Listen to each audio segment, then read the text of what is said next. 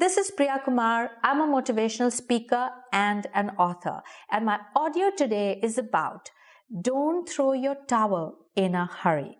There are two ways a job comes to an end. Either you quit or you're fired. Either way, it takes a heavy emotional and financial toll. My focus here is on those people who sometimes consider quitting as a solution to their progress. You sure do succeed when you quit for the right reasons. But if quitting is a way to cover up your failures, then you are headed for a professional disaster. Here are a few reasons why you must not quit if you are really serious about your progress. Number one, when things get challenging. The easiest thing to do when the pressure starts to mount is to quit. That is the unmistakable mark of a loser. We live in challenging and competitive times. If you don't have the guts and the grit to be continually pushed and stretched for higher performance, then you won't survive anywhere you go. When your job gets more demanding, it is an opportunity for your growth. Team up with your seniors, make your boss your best buddy, and learn from them.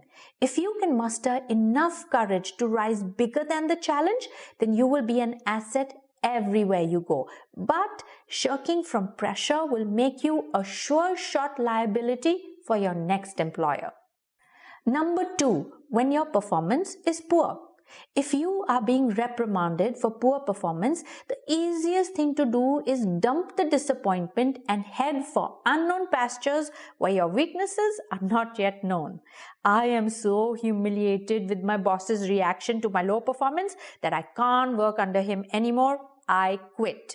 This was a Facebook message from one of my readers. The rule of the thumb is that if you can't deliver results in your current profile, then you're not capable of delivering in your next job either. If you could have, you would have. If you haven't, it's because you can't. Accept your shortcomings and be open to be guided. No matter how fancy your designation, be prepared to adhere to strict discipline, buck up on your work ethic, and deliver what is expected of you. If you must quit, then quit while you win, not when you lose. Number three, when relationships are strained. Work pressures can sometimes strain relationships between colleagues, and that often leads to an emotional breakdown. My boss was very considerate and friendly at the onset, but now his mood is unpredictable and he's become a taskmaster. I don't enjoy working with him anymore. One sales executive who was contemplating quitting his company said in a mail, "My immediate senior is a very shrewd person. He's short-tempered and unreasonable." This was her colleague's justification for putting in his papers. I believe all of these things. Relationships have the potential to be saved if one communicates one's feelings and expectations. If the two gentlemen would just take the first step in establishing value-based communication with their seniors, expressing their concerns and the impact of their attitude, then I believe there was a chance for things to turn around. Quitting without making the effort to set things right will only set you up for further disappointment, for you can't choose the people you work with. If you have not learned how to deal with difficult people, then get ready to quit your new job before you start it, for every workplace has its fair share of the nasty ones.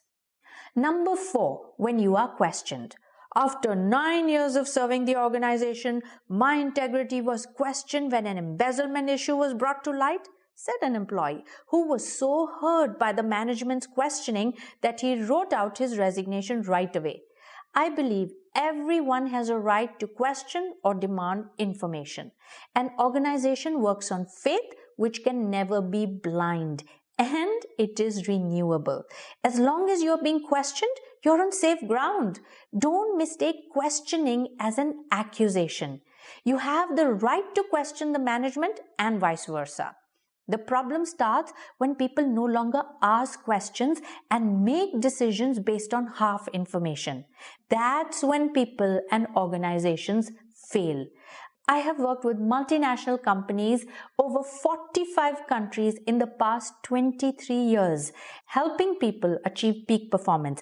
And I can tell you, an ideal organization is made by every individual in it.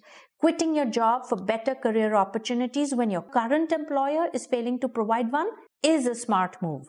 But to quit because you're failing in your ability to cope and perform is a professional blunder. Set things right. Give yourself and your company a chance to grow bigger and stronger. For if you don't, you are not really quitting on your job, you're quitting on yourself.